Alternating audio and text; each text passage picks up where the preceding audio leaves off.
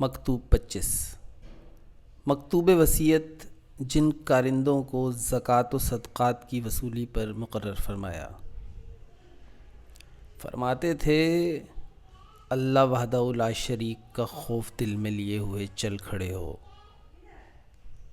اور دیکھو کسی مسلمان کو خوفزدہ نہ کرنا،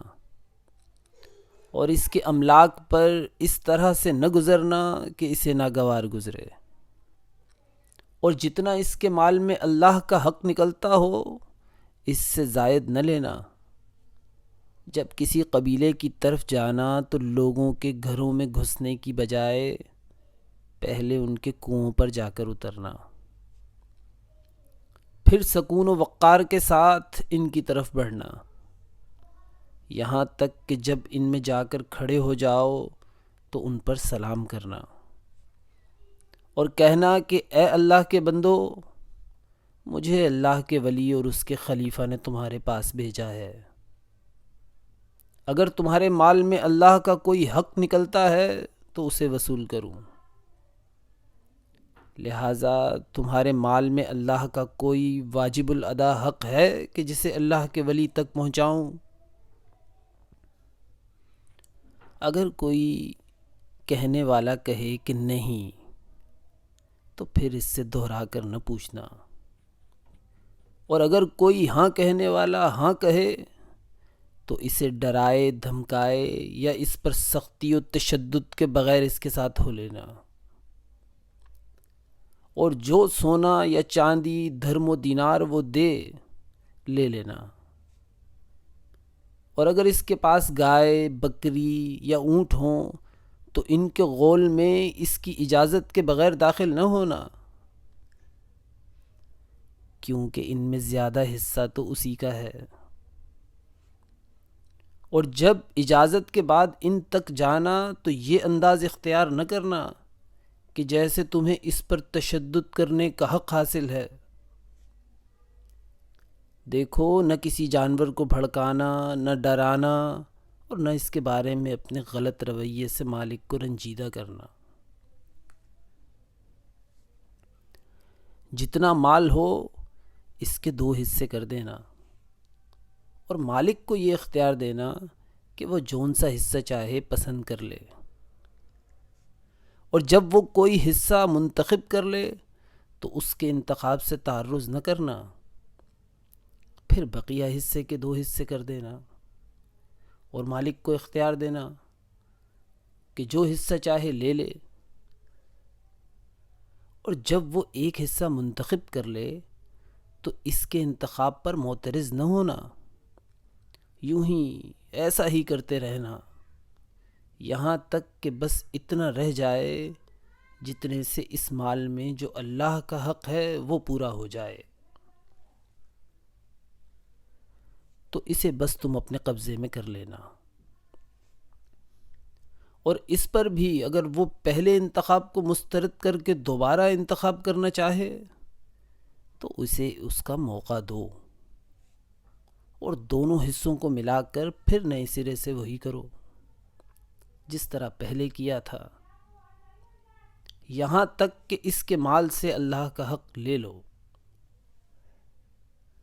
ہاں دیکھو، کوئی بوڑھا بالکل بھونس اونٹ جس کی کمر شکستہ یا پیر ٹوٹا ہوا ہو یا بیماری کا مارا ہوا ہو یا عیب دار ہو نہ لینا، اور انہیں کسی ایسے شخص کی امانت میں سونپنا جس کی دیانتداری پر تم کو اعتماد ہو، کہ جو مسلمانوں کے مال کی نگہداشت کرتا ہوا ان کے امیر تک پہنچا دے، تاکہ وہ اس مال کو مسلمانوں میں بانٹ دے۔ کسی ایسے ہی شخص کے سپرد کرنا جو خیر خواہ، خدا ترس، امانت دار اور نگران ہو، کہ نہ تو ان پر سختی کرے اور نہ دوڑا دوڑا کر انہیں لاغر و خستہ کرے، نہ انہیں تھکا مارے اور نہ تعب و مشقت میں ڈالے۔ پھر جو کچھ تمہارے پاس جمع ہو اسے جلد سے جلد ہماری طرف بھیجتے رہنا، تاکہ ہم جہاں جہاں اللہ کا حکم ہے اسے کام میں لائیں۔ جب تمہارا امیر اس مال کو اپنی تحویل میں لے لے تو اسے فہمائش کرنا تاکہ وہ اونٹنی اور اس کے دودھ پیتے بچے کو الگ الگ نہ رکھے، اور نہ اس کا سارا دودھ وہ لیا کرے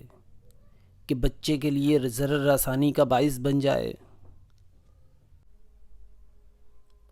اور اس پر سواری کر کے اسے ہلکان نہ کر ڈالے۔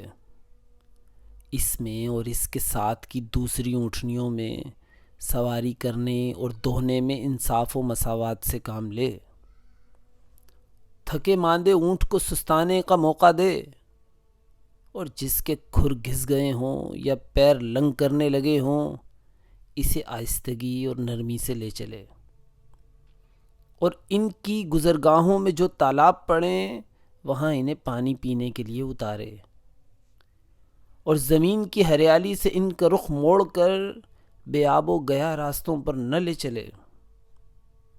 اور وقتاً فوقتاً انہیں راحت پہنچاتا رہے، اور جہاں تھوڑا بہت پانی یا گھاس سبزہ ہو انہیں کچھ دیر کے لیے مہلت دے، تاکہ جب وہ ہمارے پاس پہنچیں تو وہ بحکم خدا موٹے تازے ہوں اور ان کی ہڈیوں کا گودا بڑھ چکا ہو، وہ تھکے ماندے اور خستہ حال نہ ہوں، تاکہ ہم اللہ کی کتاب اور رسول اللہ صلی اللہ علیہ وآلہ وسلم کی سنت کے مطابق انہیں تقسیم کریں۔ بے شک یہ تمہارے لیے بڑے ثواب کا باعث اور منزل ہدایت تک پہنچنے کا ذریعہ ہوگا، انشاءاللہ۔